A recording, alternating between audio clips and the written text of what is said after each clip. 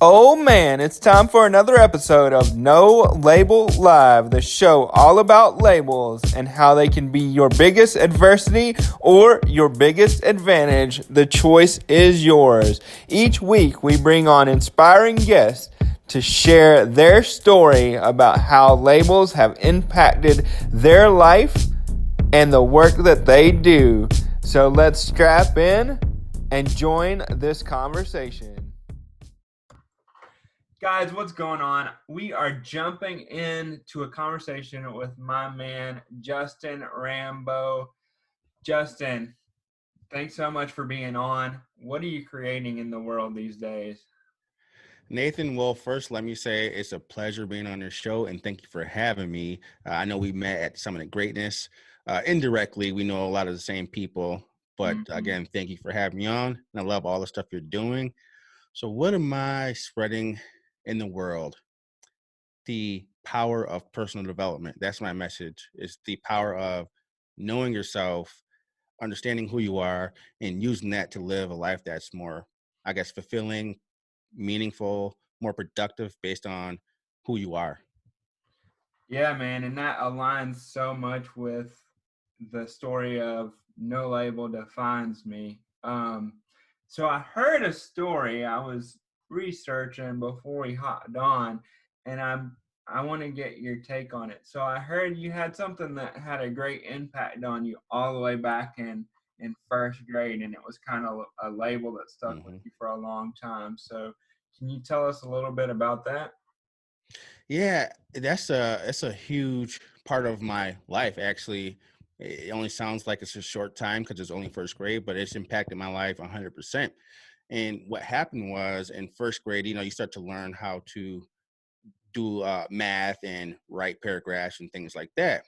And so we would have to finish our paragraph and solve some math equations before lunchtime. And then after lunch, all the kids would have recess.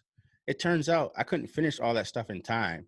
And when we came back from lunch and all the other kids were in recess, I would still be working on my math equations or finishing the paragraph. So I felt like I was a little slower than most of the kids in terms of the academia. Mm-hmm. But then they had these reading groups and math groups they assigned, and you have group one, group two, and group three. Group three was for the kids that really needed extra help. I was in group three. So you have me not being able to participate in recess, and then now I'm in group three. And then to top it all off, there's a teacher, a special aid teacher, I guess, that came to the class to help some kids with reading and math. And that teacher would take us out and put us in a separate room. So Mm-hmm. I had the not being able to do a recess. I had the third reading group, and now I have to go out for extra help. So in my mind, I felt inadequate. I felt, for lack of better terms, I felt stupid, Yeah. right? And so what happened was that perpetuated from first grade all the way until, let's say, honestly, my mid 20s. I'm in my mid 30s now.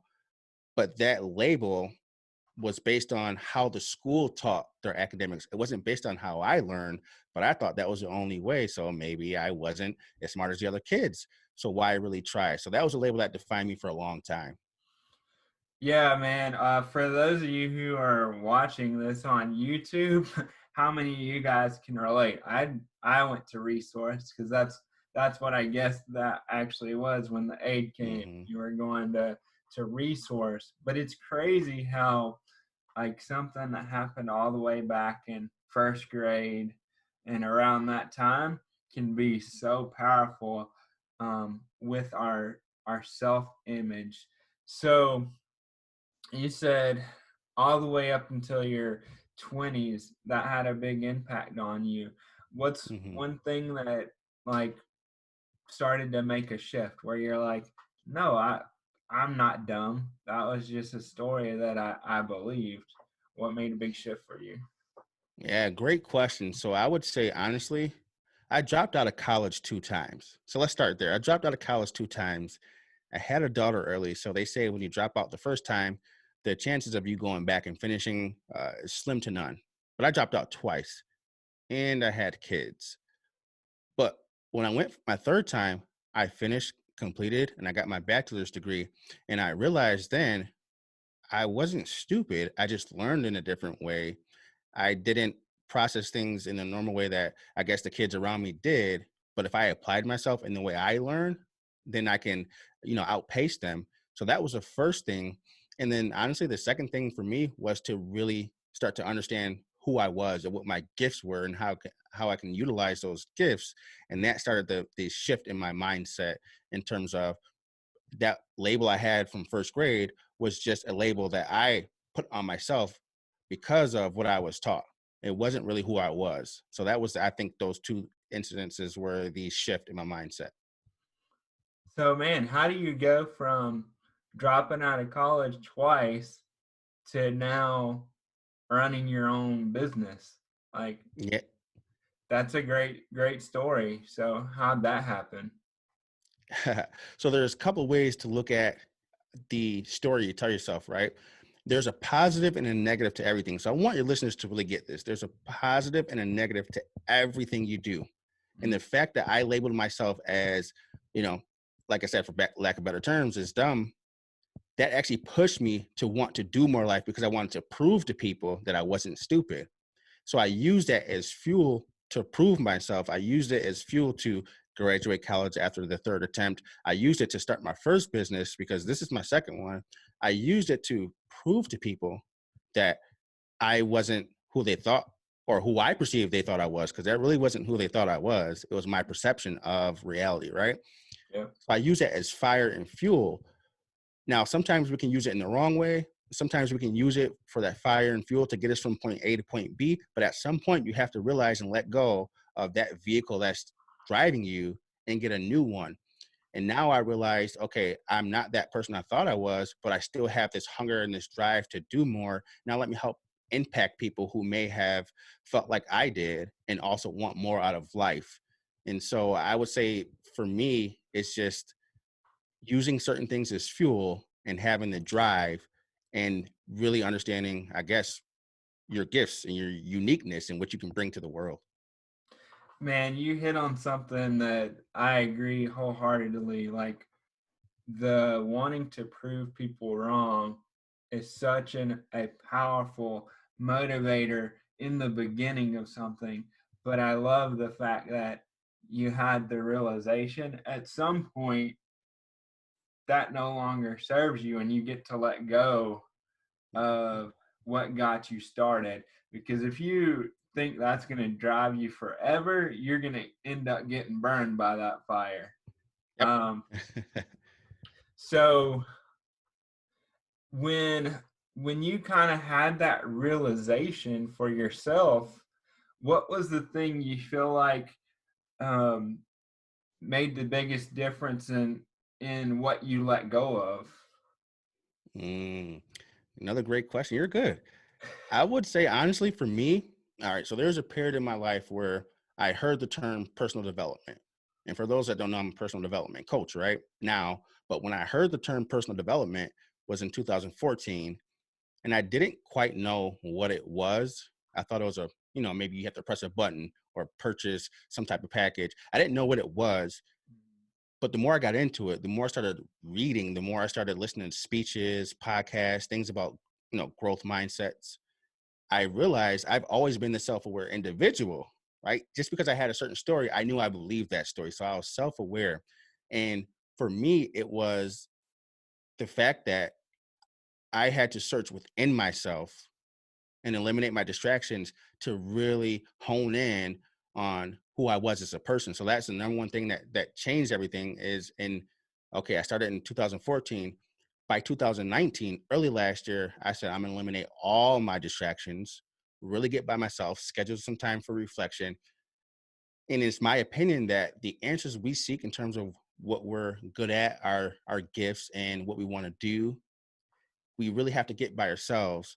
But the answers are in our face, but there's so many different distractions going on that sometimes we don't see it. So when I got by myself in that place, I would get up at 4:30 in the morning when the house is quiet, the wife is asleep, kids are asleep. It was dark. I would do my mantras, affirmations, meditations, and just really ask the universe, God, whatever you believe in, like what I should be doing.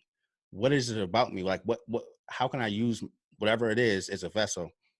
And then the answers started coming to me because there were no distractions.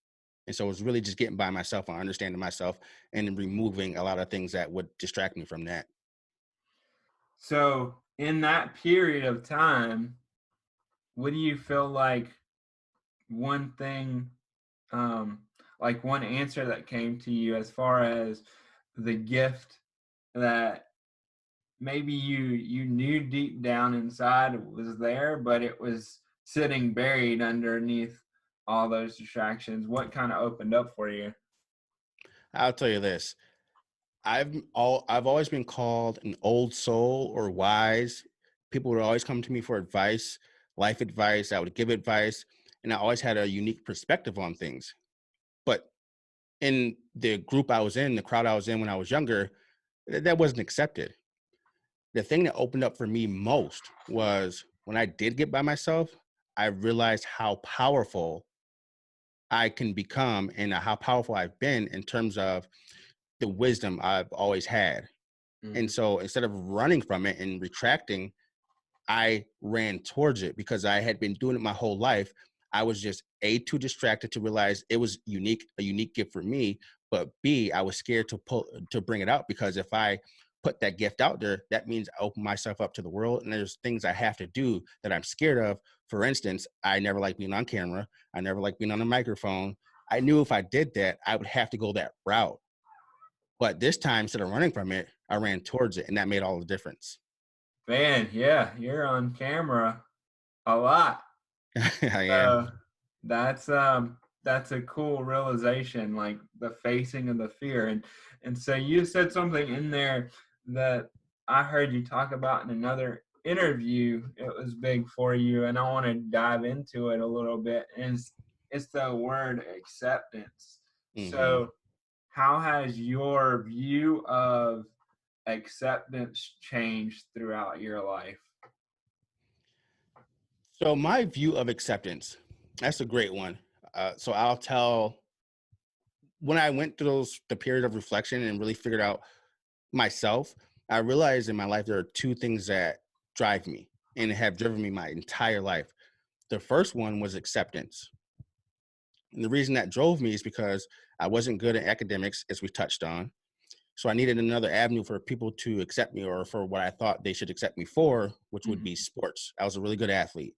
But the other part to that is my dad was a present father in terms of in the house, but not really active with us. And for every young boy, you want to be like your father. And I didn't have that type of Yeah. acceptance. So I looked to that, from him, and I didn't get it. And so what I found was in my adolescent years, I would look for acceptance in the wrong places, the wrong friends, girls, and things like that. But the other thing that's always driven me is impact. And that's why people would come to me for life advice and things like that. So those two things have been my main drivers. And for me, it's changed now because yes, we all want to be accepted in some way, shape, or Mhm. form, but let me impact people in a positive way and look for acceptance in the right way in terms of what I'm doing now. So those two things are still my main drivers, but it's now how I use the vehicle, right? And what vehicle I use and the crowd I'm around. So you and I are a part of the same circle of groups of people. And it's just good being in that group because I feel accepted because I'm not trying to conform to someone else's ideas or society's ideas. We are all accepting of who we are as an individual. Yeah, absolutely. Man, I never thought that this would be like a question that came up in the interview, but I'm curious because I can relate to the acceptance piece of, like you said, every boy wants to be accepted, like, and hear the things like "I'm proud of you" Hmm. from their dad, and I'm curious how you would define your definition of what it means to be a man. That's a good one. I've never been asked that question. So I would say this. It is, so I have a 2-year-old son, and my definition of what it is to be a man would come in the form of action, right? Not really telling him this is how you become a man because everyone is different, right? Mhm. But to be uniquely you and take care of your responsibilities in whatever way works best for you in a positive light. And there are men that, let's just say men, women, whatever, but people do things in different ways. People show emotion in different ways, but you have to understand you are and how you show up in the world, because that affects a lot of people. And since you understand yourself, you understand that people are different. And so the different, the kids I have in the house now, I react to each of them differently because they are different types of children, even though they're brothers and sisters. Yeah. So I would say my definition of being a man, honestly, is simple, and it might throw some people off, but it's really just knowing who you are and how you show up in the world and what you want to accomplish in terms of personal growth, because it's going to be different for everybody. I don't think there's one real way to define how to be a man, but it boils down to you knowing you. Yeah, I think that's nail on the head there, that everybody can have a different definition, but I think the way we model is going to impact and in part Hmm. how other people view their definition and where they feel safe to kind of express themselves. Right. Um, so as you've imparted on this journey of personal development and actually coaching people, what's the most interesting thing that you've learned about yourself during that part of your journey? I would say, honestly, the most interesting thing would be the things that I feared most, I ended up liking most. The Mm, things I was scared of, I ended up loving those things. And I'm a big believer in energy. And I believe sometimes we're so scared of certain things because we somehow subconsciously know we're really good at it, but it's going to open up a door that we are unfamiliar with. And since we're unfamiliar, that's where the fear comes. But we're really good at that thing. We're just scared of what's on the other side.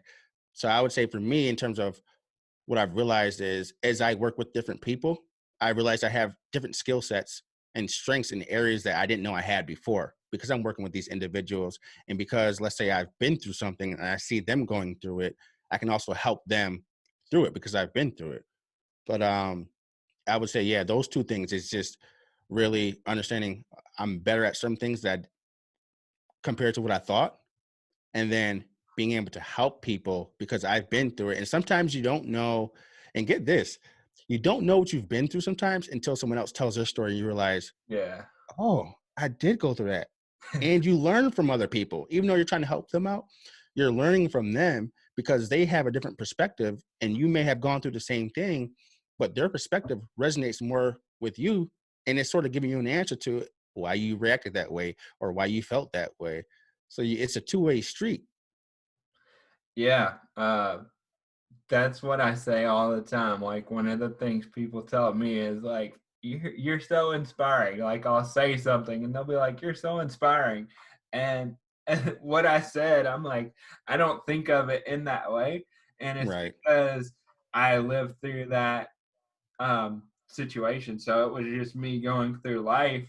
And I think Yep. that's very similar of like when you have somebody reflect that back to you, you can be like, oh yeah, that was a pretty hard thing that I made it through, or Yep. that's pretty fun that I was able to do that. So tell me about the book you got behind you. So I know you just released a new book, and what's that about? Yeah. So I just released a book called Turn Down the Noise. It's on Amazon and Barnes and Nobles. It is my lesson, but also wrapped up in personal development and the things that have helped me. So it's not like a biography, but there are some key life lessons in the book. The title, Turn Down the Noise, is exactly what I did to find myself, right? And find my gifts and find my power and find my voice. Turn down the noise in layman's terms is eliminating distractions, going within to find out who you really are, to discover yourself, and then show up in the world that way because it's more meaningful. You have more purpose, you're more productive, and you have more confidence because you realize this is uniquely you. I feel like when we're really young, in terms of kids, I'm before first grade, before school, we Mhm. have an idea of who we are. We're not scared of certain things. We try certain things, as you get older, we lose that sense, right? Because there's so many different distractions. But when you turn down the noise in your life, you start to see things a lot more clear. You start to remember things. You start to understand who you are, and that produces a lot of fruit. And so that's what the book is about. And the cool part is after each chapter, there's a worksheet. Those worksheets compound. And at the end of, I think, chapter 8, there's a full-fledged 30-day plan for you as a person to utilize. Because as you know, once you achieve one thing, it's like a domino effect. And so that's why I wrote the book. And I didn't write it because I wanted to write it. I actually felt led to write it. It's a pretty cool process. Gotcha. So during the process, what did you realize was the number one distraction that you had to turn down? Music. And everyone thinks I'm so crazy for saying that. It's music. And I'll give you some information in terms of how it actually came about, right? So like I said, in 2019, I really decided to eliminate distractions, take my personal development game up to another level. I thought it would take a year to figure out what I really wanted to do. And so I would wake up at 4:30 in the morning, like I said, meditations, mantras, affirmations, and then ask, like, what should I be doing? Every morning, say the same thing over and over. And then February 25th of 2019, which was a Monday, I'm reading a self-help book, and the information that I had been asking for hits me like a lightning bolt. Write a book, start a personal development business, do some courses, start speaking. And I'm like, wait, what? But it hit me. It was a feeling. And so when I had the feeling to write the book, I said, man, I haven't accomplished anything. Why would I write a book? Like, I can't, maybe I'll interview some people that have accomplished things and write it in their way. And then I did some more reflection. I'm like, okay, there's some information I do have that can help people out. Mm-hmm. And then literally, now this is the part of being in purpose and in alignment with yourself that helps. Since I understood myself, since I did that reflection, the book only took me 6 weeks. Why? Because I felt like I was in purpose, right? Yeah. And all I had to do, honestly, was when I had that feeling, I came down, wrote the outline, and then knocked the book out in 6 weeks. And it was because, you know how they say athletes sometimes when they're playing a game, they're in a zone. Yep. That whole time I was writing, I was in a zone, right? I was actually in a zone for about 3 months. So even after the writing, but that's because I was in alignment with myself. I took that time to get by myself and turn down the noise in my life. Yeah. So what do you think it was about music that caused the greatest distraction? Yeah. So I'm glad you touched on that. For me, I'm heavy on mental saturation. And I'm not saying music is bad. What I mean by mental saturation is if I want to achieve X, what do I need to do to achieve X? Mm-hmm. Okay, the thing that we can't control and we have a limited amount of is time. It's the most valued commodity. So the times where I would normally listen to music on the car rides or maybe getting ready for work in the morning, I used to saturate my brain with positivity, with information on whatever I was working on, with motivation, with affirmations and mantras. And so that saturated my brain and it helped the process of me growing as a person because the music at that time didn't serve the purpose for me. It was just background noise, if that makes sense. So why fill the space with background noise if I'm trying to if I'm trying to accomplish something, right? I don't want to saturate my brain with mindless things. I want to saturate my brain with the things that I need and I want and the things that serve me, if that makes sense. So I actually cut down or I stopped music altogether. I got off of social media for a long time for 7 months. I got rid of cable, so I eliminated distractions like across the board, Yeah. and it was a great feeling. And I got a lot more done to the point where it was just I was on autopilot. It was just automatic, just getting things done. And so I think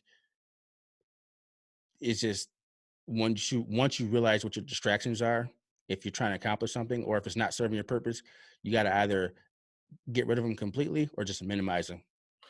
Do you have, so I'm assuming there's exercise where it talks Mhm, about the distractions that you have, where you ask the reader to reflect on the distractions that mhm. are showing up in their life. Um, so make sure if that's something, if you're relating to this, make sure and check the book out, and we'll drop all the links and stuff below so you guys can do that. So if somebody's been listening to this interview, how can they get connected with you? You can find me on Instagram, so it's just J_85. You can find me on Facebook. It's Instagram is J_Rambo 85, and Facebook is J Rambo 85. And then you can also you can go to the website is versatilesuccess.com, and then you can just reach out to me any type. I'm sort of if you type my name on Google, you'll find where to find me, if that makes sense. Sort of All scary, right. but it works. Yeah, and like you say, your last name's Rambo, and Right. you didn't pay to have it changed. I've heard you say that, so Right. that's a unique last name for sure. Mm-hmm. So something that we haven't touched a lot on, and I just want to touch on it. So your podcast, um, how would you describe your podcast to people if they're interested in checking it out? Oh, Nathan, I'm so glad you asked this one, because this is why my heart beats for certain things. All right. The podcast is called the Versatile Success Podcast. Why that name? Well, in my opinion, success is multidimensional, multidirectional. There's no one way to define success, right? Mm-hmm. Your life success can be different from my life success, but it's our own success. But what I've realized is there's one underlying theme with any success, whether it's business success, whether it is relational success, life success. At some point, someone had to do some self discovery. At some point, they had to become self aware. At some point, they had to do some internal reflection, personal development. So the podcast is a link between life success and personal development. So we've had guests on there that have made it to the NFL. We've had guests that have overcome alcohol addiction, all successes in their own right, Mm-hmm. but they talk about their journey. And if you listen to it, there's a level of personal development and self-awareness, which I think is the number one thing that would drive someone to overcome something or achieve something in life. So definitely really, I'm happy you asked that, 'cause I love the whole podcast and what it's about. Yeah, absolutely. That's so cool that it's it's reflecting on each individual person's journey with success. And Mm-hmm. I couldn't agree more about like, yeah, it's we've overcome some adversity, and that adversity has made us very aware of Hmm. who we are as a person. So make sure again, all that's going to be in the links, and check that out because I listened to one, and it was great as I was getting ready. It was actually, I think it was your first guest you had, but it was the one where you got interviewed Oh by your yeah. guest, and that was Yeah. just cool to see. And you get to define success for you. Yeah. Uh, Oh, I like that. I like that. I might have to steal that line from you. yeah, I mean that's true. You Yeah. get to define success for you, and nobody else can really do it. Um, Before I ask my final question, is there anything that you want to leave the audience with today? Yes. The thing I tell everyone is, if you're going through something, if you feel lost, if you feel stuck, if you feel like you're meant for more, but something's holding you back, I promise you, you already have the answer. You just have to get by yourself and figure that out. Don't let people get in your ear. Don't let the distractions stop you. You just have to make that time for you, and the answer will come. Mm, powerful. Um, and with that, my final question for you is: what does no label defines me mean for you? No label. You know what? I would say honestly, labels are man-made. Labels are man-made, and it, can be from an elite group of people, a power structure, but we're all individuals. So your label doesn't define me. I believe in who I am. You believe in who you are. There's no real labels. It depends on what we believe as individuals. So you're not defined by societal norms. You're defined by how you think. So Mm, yeah. So it's very important to make sure your labels are your labels and not someone else's labels. Man, you're defined by how you think. I love that. I don't think anybody's defined it in that way up until this point. So, man, I just want to acknowledge you for everything you shared today, and thanks for coming on the show. I know it's going to help a lot of people. And with that, guys, you can catch us on another episode next Friday, same time, same place. Yeah, Nathan, thank you for having me, and thank you for having me on your platform. And I'm just so honored to be here and to be able to spread my message and spread my word. And I really love everything that you're doing and everything you stand for. So definitely my hat's off to you. I would take it off if I had my headphones in the way. It's all good, man. I hope you enjoyed this episode of No Label Live. If you did, share it with a friend and tag me. Let me know your thoughts about the episode. Connect with me on Facebook and Instagram at The Loneliness Coach. You can also become a member of the No Label fam by joining our Facebook community. Let a friend know that they are more than a label. They matter, and they are one step away from their success. Remember, my friends, be patient, be diligent, and never quit.